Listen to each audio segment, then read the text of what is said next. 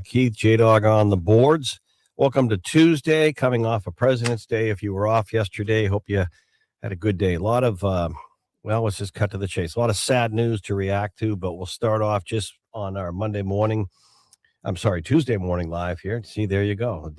President's Day. So here we go. We had a best of, but today as we get into Tuesday, hope all's going well. Otherwise, we'll come back to some of the losses, including remembering Jesse Jackson in his presidential races, including right here, a lot of time in New Hampshire, and very charismatic leader, and enjoyed the interviews and meeting him over the years. And we're going to hear from Neil Levesque, Institute of Politics, St. Anselm College, remembering Jesse Jackson. But of course, in the acting world, Robert Duvall, 95. We knew the day was coming, but just a sad reminder because of recently Robert Redford, and you look at Robert Duvall, but so many great movies.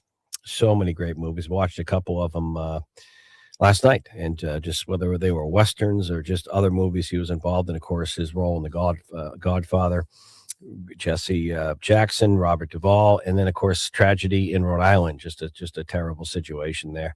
Another sign of mental health, as according to the daughter of the suspect.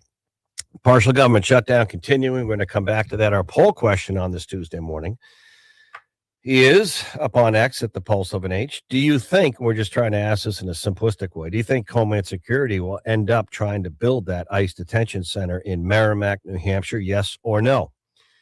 I don't think we've heard the last of this one. There's a lot of confusion over the process, the specificity, the reality of this, ongoing concerns, but we just wanted to gauge that. Do you think they'll end up trying to really build it? Mississippi, for example, they proposed and they pulled back. All right.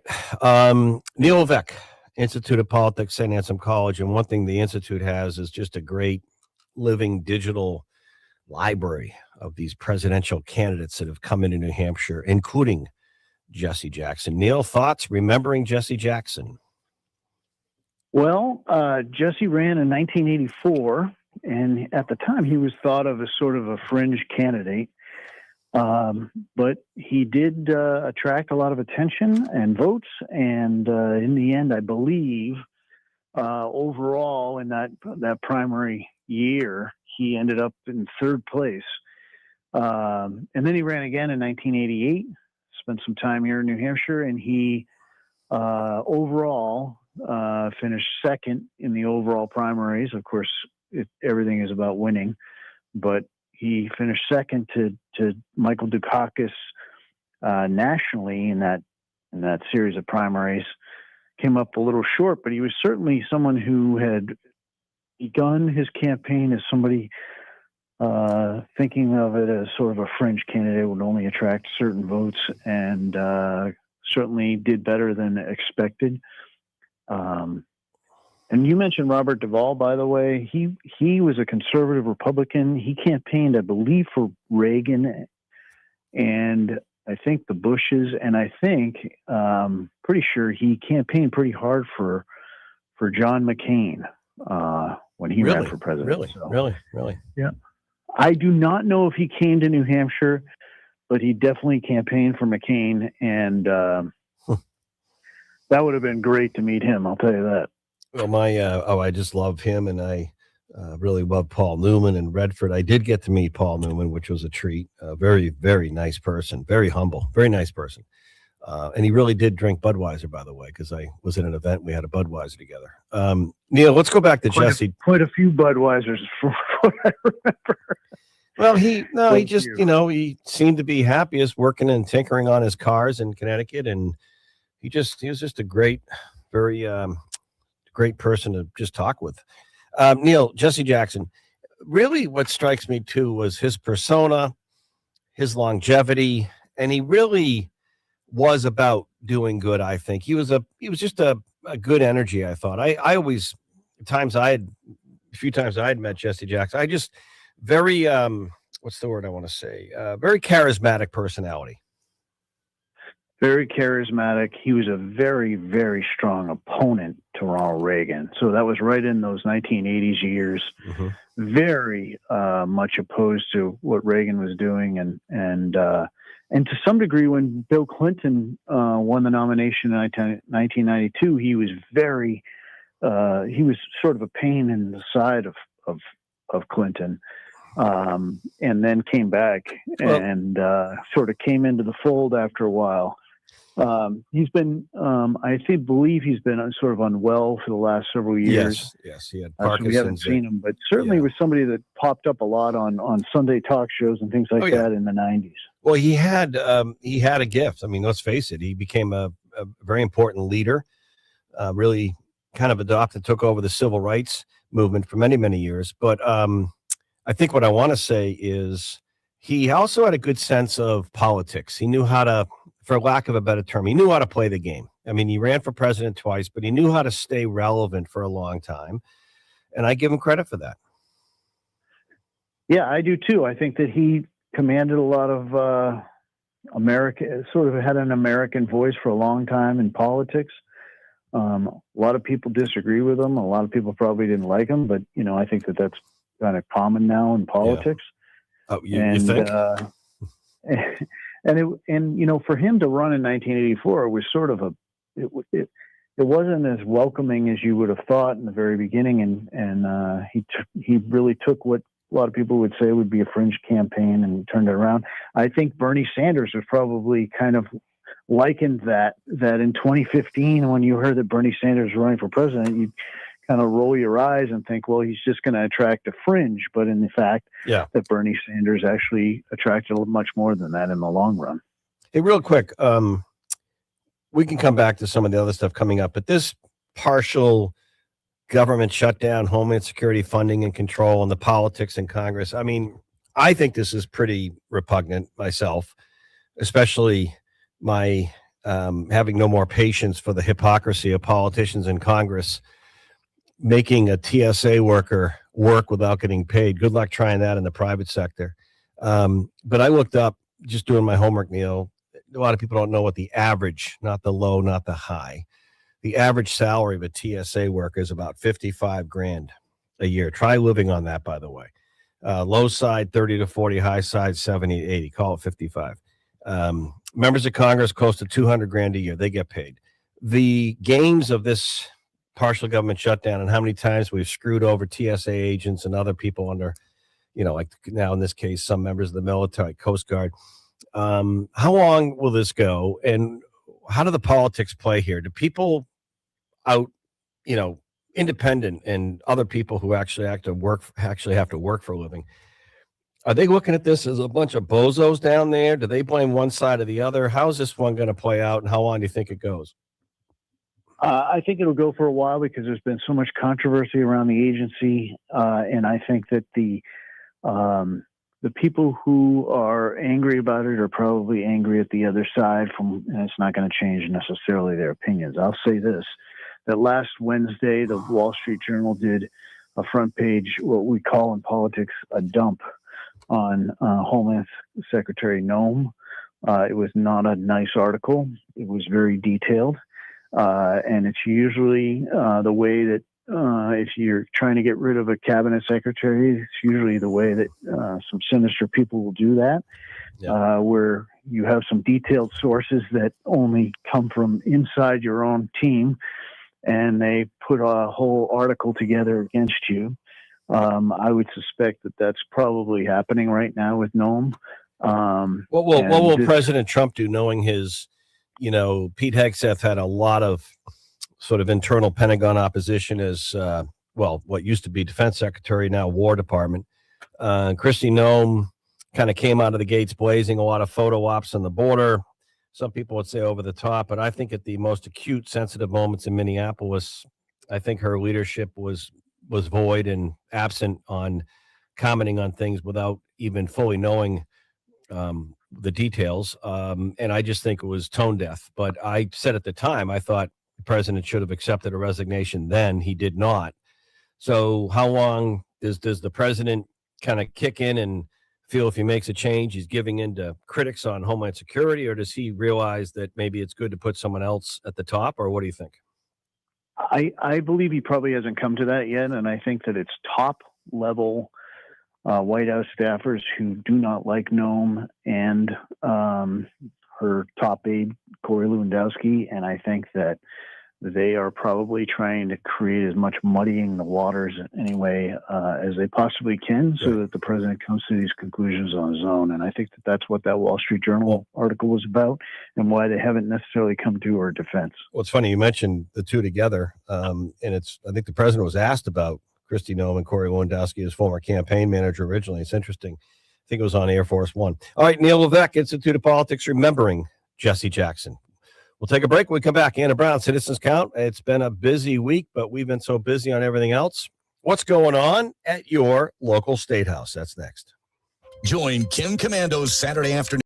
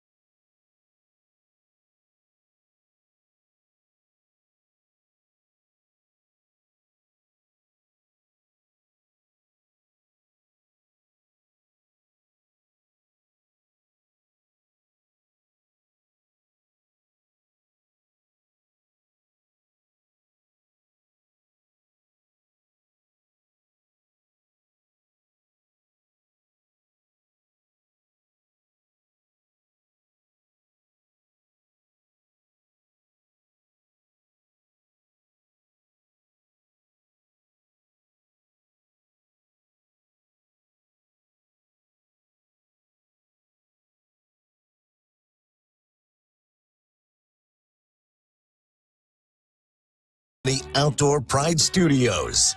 Now back to Jack Heath on the Pulse of New Hampshire. All right, we are back. A lot going on. I'm going to come back to with so much happening out of the weekend and President's Day. I'm going to fill you in on great video of Governor Maura Healey being asked about this ballot question in Massachusetts to lower the income tax by 1 percentage point. Oh my goodness, this is much watched TV. Got to listen to her answer. She cringes, saying the world would end if they lowered the income tax by a point. I don't know how we do it in New Hampshire. Our schools are open each weekdays and the roads work. We'll come back to that. Anna Brown, Citizens Count, citizenscount.org. We need an Anna Brown fix. We're missing a lot at the State House, and she's the nonpartisan source for everything happening there. Good morning, Anna. Good morning, Jack. Great to join you.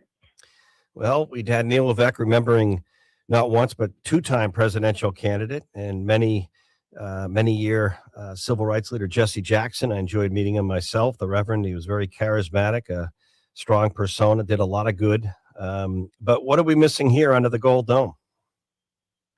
Sure. So last week we've learned that Governor Ayotte is still opposing attempts by the Republican legislature to revise the state anti-discrimination laws to allow segregation based on biological sex in certain settings. So locker rooms, bathrooms, sports, and so on. She vetoed a similar bill last year and has said, okay, this needs to be more narrowly written, better tailored, or else, we're going to face lawsuits and so on. So this week, I'm looking at a couple of public hearings that are coming through that address that issue again, but take a pretty different tack.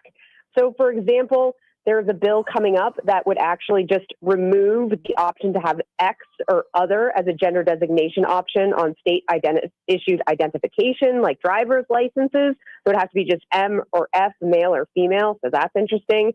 And then on Friday, there's a public hearing on another bill that would once again amend discrimination law to separate individuals based on biological sex. There's going to be a few public hearings on similar bills that day.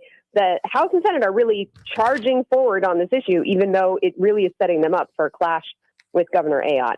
And that's not the only place they're clashing with Governor Ayotte. The Senate also passed a bill to increase tolls for non-Easy Pass users as a way to fund road maintenance. And Governor Ayotte has said, okay, that bill is dead on arrival if it gets to my desk. Now, the House is considering repealing the Housing Champion Grant program, that basically arguing we've made enough changes with changes to zoning at the state level and so on. We don't need this funding program. Governor Ayotte said she wants to keep the program in place.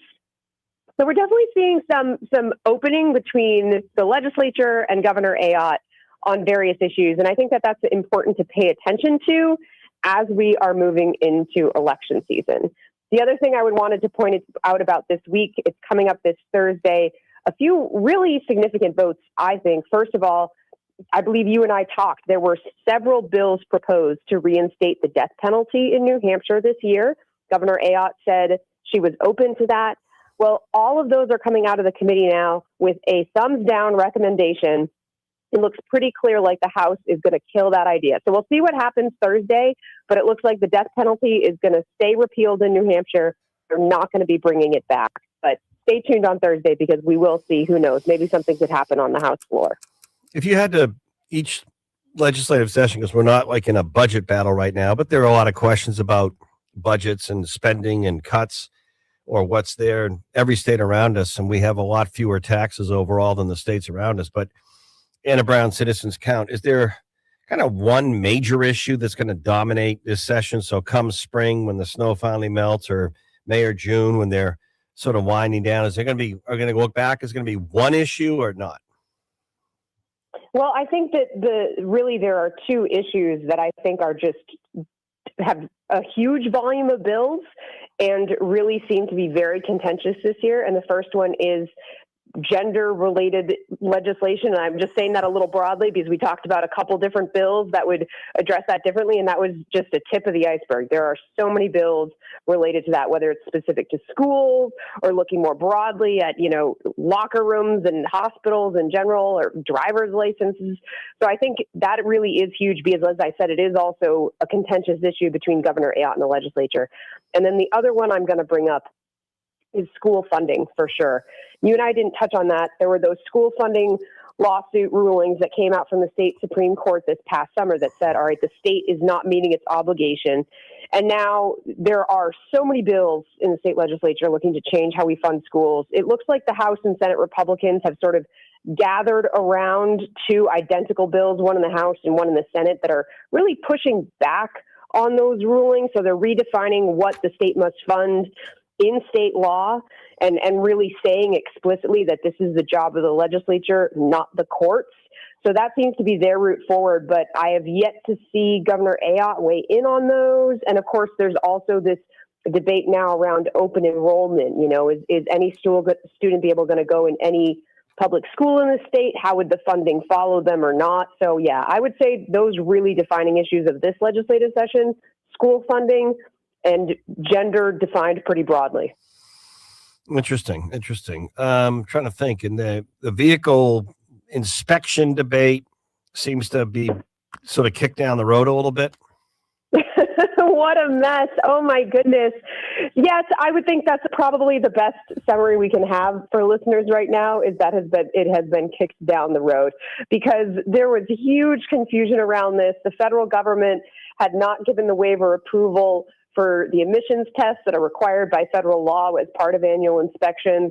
And so then the Department of Safety was saying, all right, well, maybe we extend this contract with the vendor that we have doing these emissions inspections, but the executive council said no. Then there was no way to do the inspections, even if people wanted to. And I've seen so much different guidance coming down from local police departments and then the state over the past week. But yeah, at this point, it seems to be the message from the state is just hold off for now. We're pausing on everything. But, you know, stay tuned because it's the court cases are continuing. And there have also been a couple debates in the legislature about maybe different tweaks they could make. Another law that's not exactly about inspections, but sort of looking to say, all right, let's let police do sort of on the spot inspection. So if they find that your vehicle is not safe to drive based on certain criteria, they could give you not exactly a ticket because you wouldn't have to pay it, but basically you'd have a tag from them that says you have 7 days to go fix the issue. Yeah. So yeah, this is very, very much still in play. And if you have a birthday in February or March, I guess sort of, you know, hold off if you want to, but also stay tuned because it's changed a lot just in 2 weeks' time. Yeah. And I apologize to end on this because we could do 20 minutes on this, and it's our poll question today up on X about Homeland Security. It's the brunt of the hypocrisy with this partial government shutdown, but also this proposed Homeland Security ICE detention facility in Merrimack, New Hampshire. Quite an issue locally, and there's a lot of facets to it. And I'm not asking you to go through all the kind of the newsworthiness and the communication or the back and forth, whether it's from Washington or the governor's office or critics here and others or people in Merrimack. But if you had to say now, knowing what you know, Anna Brown, do you think Governor Kelly Ayotte is leader of New Hampshire, once she learns what she can from whatever this guy Lyons, the acting director of ICE, even if they're putting Oklahoma information in sales and income tax, which is not New Hampshire, but if they keep pushing to go forward with this, do you think the governor will get involved with local officials and fight the Trump administration or allow the process to continue? Because you can't do a middle road. What do you think it would be if you had to say?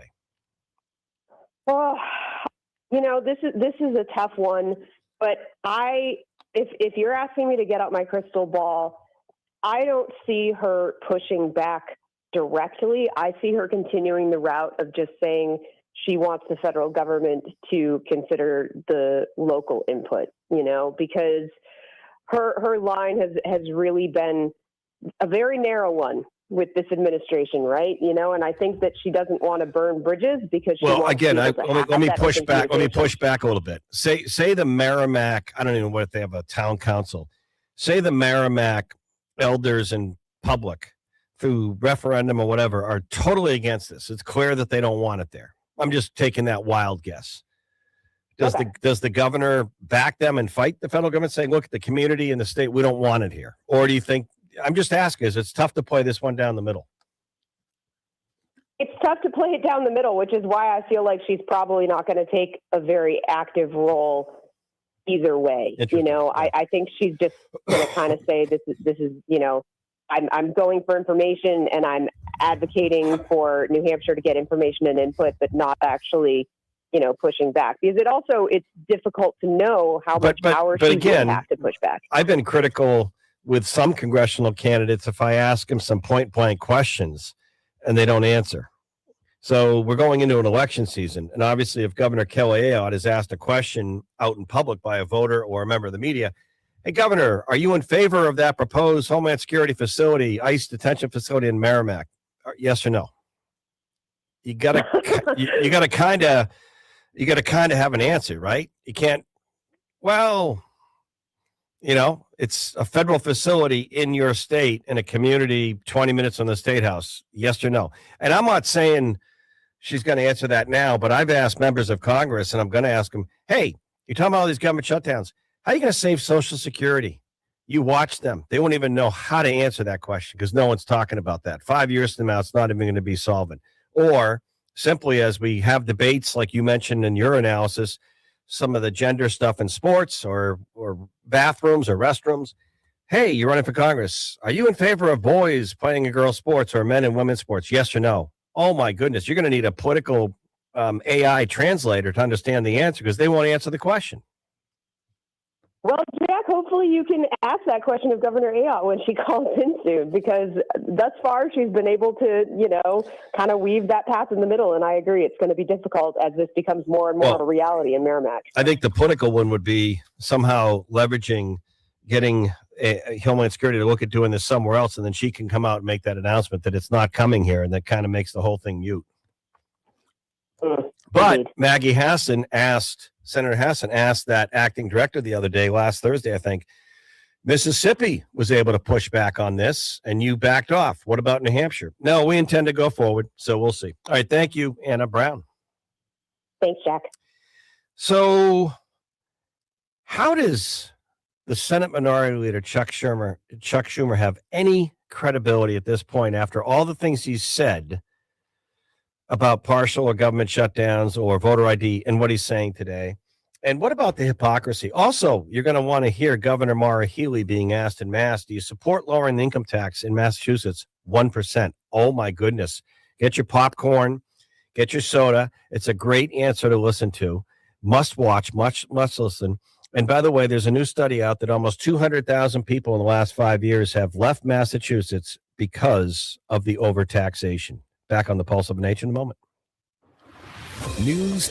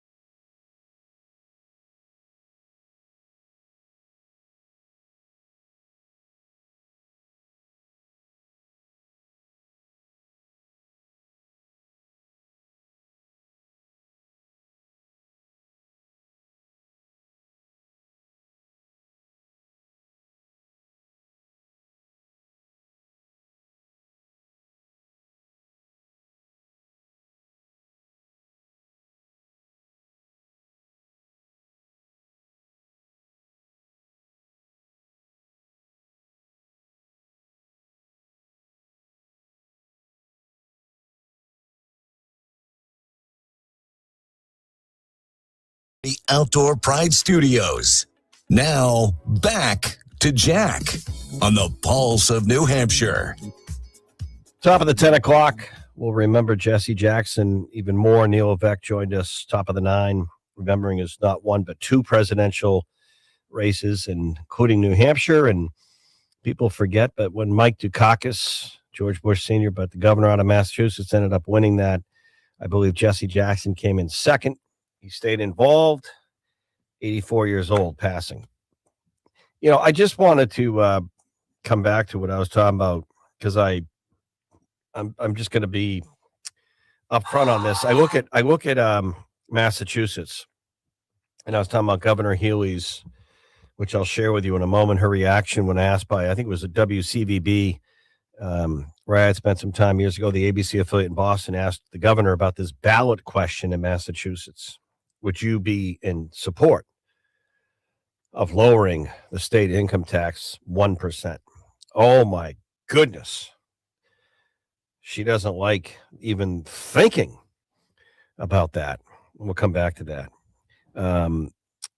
But the other thing is, Governor Healey over the weekend, or going into the weekend, or whatever it was, kind of made a rather terse request or statement to New Hampshire Governor Kelly Ayotte, speaking, as we were just speaking with Anna Brown, about everything around this proposed or Homeland Security or detention facility in Merrimack, New Hampshire. Governor Healey telling Governor Kelly Ayotte, Governor Ayotte, telling Governor Ayotte how to fight this and fight it for not just New Hampshire and Massachusetts, but New England, the region. You know, so it's just fight and oppose this. And regardless of the Governor Ayotte and the proposed facility in Merrimack, talk about hypocrisy. Forget excuse me. I thought I was getting over this head cold, J-Doc. Well, you gave it to me, so I know it's going around. We'll come back to that. At least it's not the flu, but head cold. 6 days, I think. I'm on the back end. But Governor Healey telling in a statement, Governor Ayotte, how to run New Hampshire and how to fight this. But let's forget the ICE Merrimack debate. How about just talking about your record, Governor Healey, in the last how many years, spending billions of your taxpayers and federal monies, but state money, billions of dollars, housing, transport, hotels, all these benefits for undocumented illegal immigrants in Massachusetts, billions of dollars, sanctuary Massachusetts, billions of dollars, and you're telling New Hampshire how to handle what we do. But speaking of taxation, this is the one that I just had to come back to. So this is Governor Healey being asked about the Massachusetts income tax and the ballot question to lower it 1%, as people are literally leaving, about 182,000, according to the Boston Herald article, leaving Massachusetts because of overtaxation. This is what Governor Healey had to say. State's income tax from 5% to 4% over time. No, and I'll tell you why. Who doesn't want to have their taxes cut, right? I mean, sign me up. Everybody wants lower taxes. But understand, if that ballot question goes through and is approved, that's going to be a huge cut to our budget. Yeah, that's what spending. You cut budgets. 65% of all funding for education go away. You're going to see all the funding that we give to cities and towns be significantly reduced. It's going to be very, very harmful. And that's why it doesn't make any sense. To the affordability issue, though? No, I think that does nothing. Actually, it undercuts affordability. All the free school meals, the free community college, making financial aid larger for people in Massachusetts. So do you notice the mindset?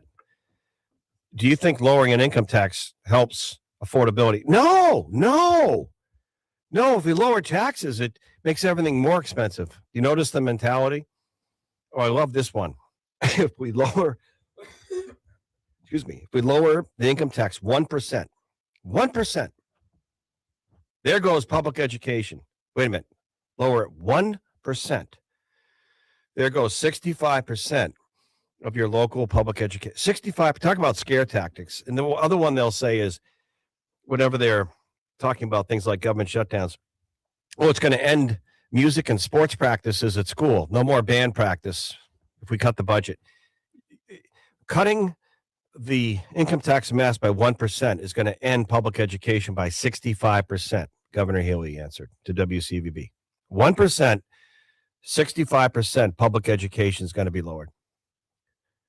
How is it, Governor? This is the question I would love, but I don't think Governor Healy's going to sit down with me soon. But she might. She might. I'll put in the request. We used to have Charlie Baker on, but Governor Healy, I would say, well, she spent time, I think, growing up in Hampton, New Hampshire, I think. Governor Healy, you were asked about lowering the ballot question to lower the Massachusetts income tax 1%.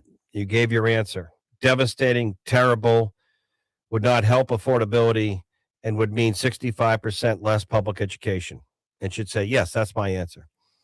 Governor Healy, I know New Hampshire is a smaller state, but how is it we have public education and schools are open most weekdays without an income tax at all?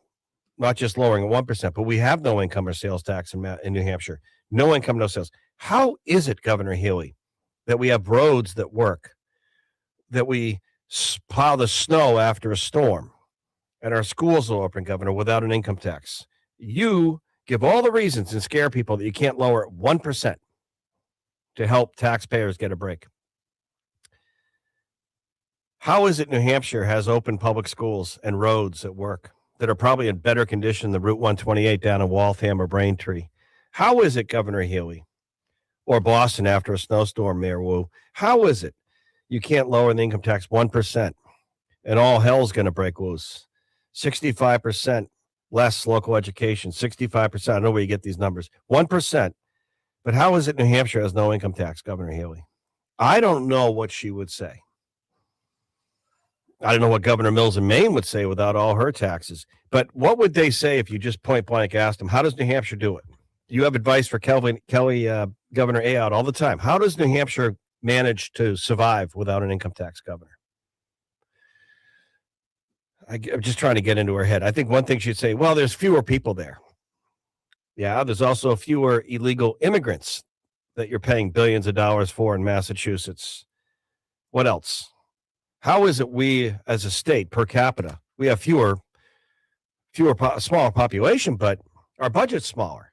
How is it we're able to live within our means in New Hampshire and have schools that are open, roads that are plowed, local police, EMTs and libraries and communities for a school?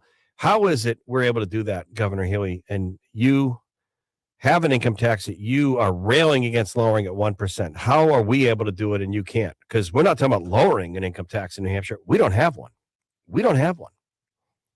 How is it that we're able to do this? That would be a fun question. Hey, Alexa. Hey, Google.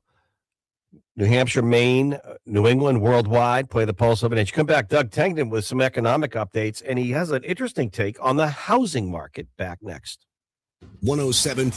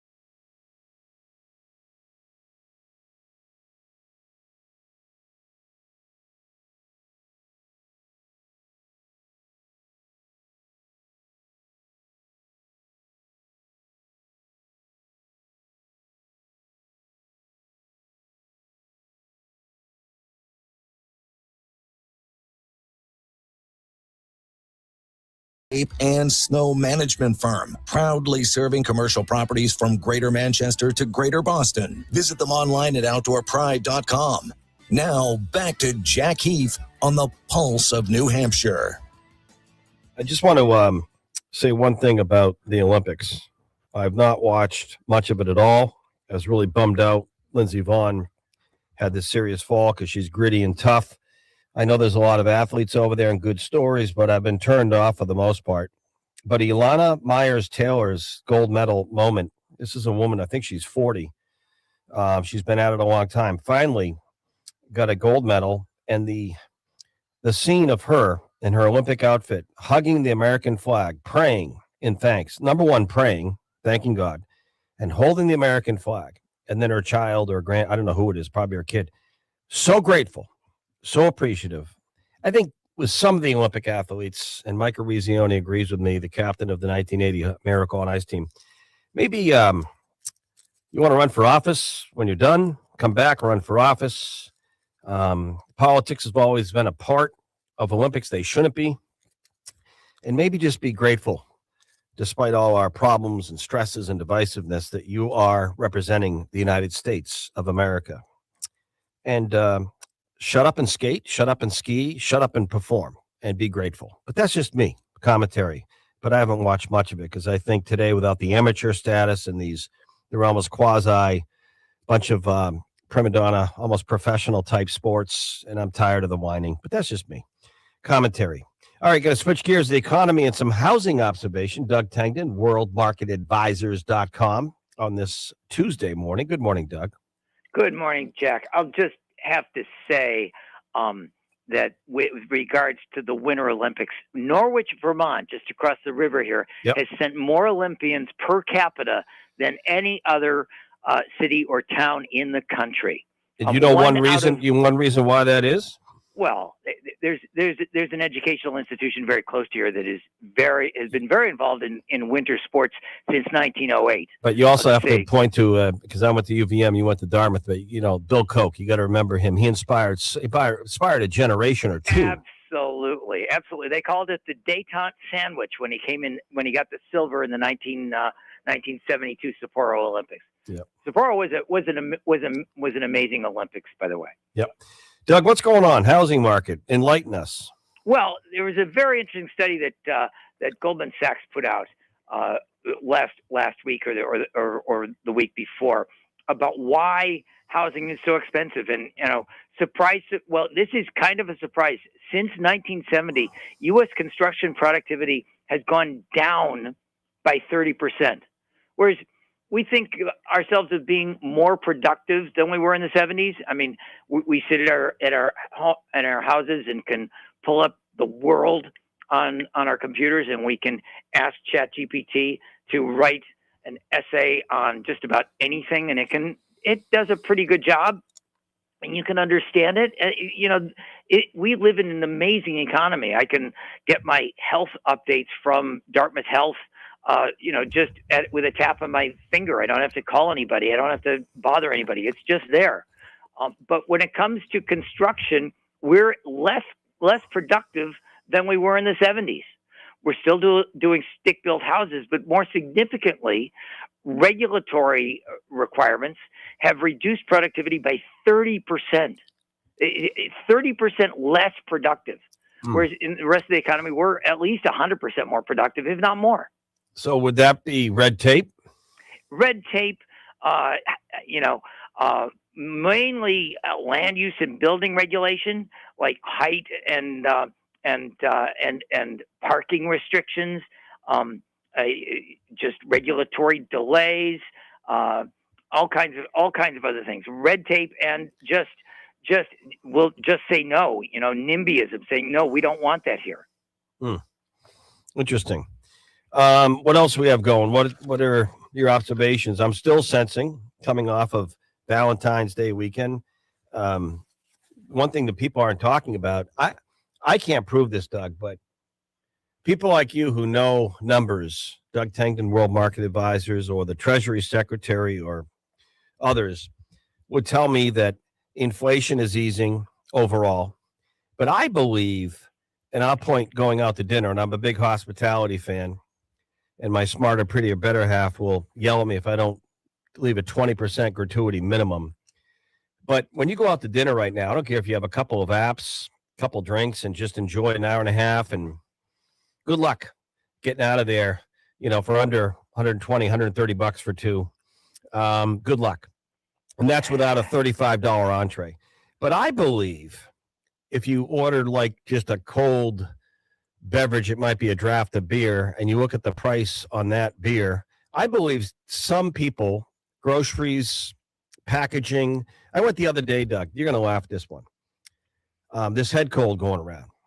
Just what you would call a nasal decongestion over the counter. I would think that's $5 or $6. $14. Not a prescription, just like a nasal allergy type spray. I think people on the manufacturing and distribution side are just charging more because they can. How do you justify in a restaurant a $6 charge for a light beer? Jack, the way I justify it is $20 an hour labor. The labor cost is gone up dramatically. And so that's why your draft beer has to go up. I don't think anybody's making a lot of money here. I think that the costs of everything have gone up. Cost of labor in particular has gone up. But I'll say this about labor. While it's encouraging that it keeps moving forward, it's moving forward at such a snail's pace that it wouldn't take much for it to crack. Well, it's funny. I have a friend who family had a very successful restaurant for decades. She grew up in it, and she was out with us, and she said, she's good when you get the bill, at a good place. You go to a fun place with some friends. She goes, let me go look at the bill. So she'll look at the bill, and she'll break it down, and she'll say 50 or 60% of their profits are the mixed drinks right here. Right. And she'll go through. If someone orders a martini, I'm not a martini drinker, but in a not real fancy, but a nice restaurant, what do you think a dry martini costs? On average. I don't know, $15? Closer to $20 minimum. Okay. So she said, on a bill, 60% of the bill for like a couple couples, if you got a glass of wine, glass of Chardonnay, and a beer, whatever martini is, about 60% is alcohol. And that's where restaurants are making their profit. This is from a restaurant owner, not me. Right. Right. Somebody who knows how the finances work. Interesting. All right. Interest rates. I've also heard, speaking of housing, don't expect in 2026 to see 5.5% interest rate fixed mortgage. Yes or no? No. Yeah. Don't expect to see a 5.5% mortgage. Okay. Because that's on the long end of the yield curve. For the long end of the yield curve to come down, we need some serious restraint on government spending. And we're just not seeing it. The only thing that is a positive in terms of the government budget is the tariffs. The tariff income has been a positive. And that has offset some of the making the Trump tax cuts of 2017, making those. I haven't seen that on ABC News. All right, thank you, Doug. Well, and Jack, you have a great World weekend. Market Enjoy Advisors. the women's slalom. I'm rooting for Michaela. Oh, I yeah. hope we get a gold. She knows how to get gold. All right, coming up, Brad Card is going to do a quick hit on the latest on this so-called partial government shutdown. Dean Spiliotis and a whole lot more coming up next.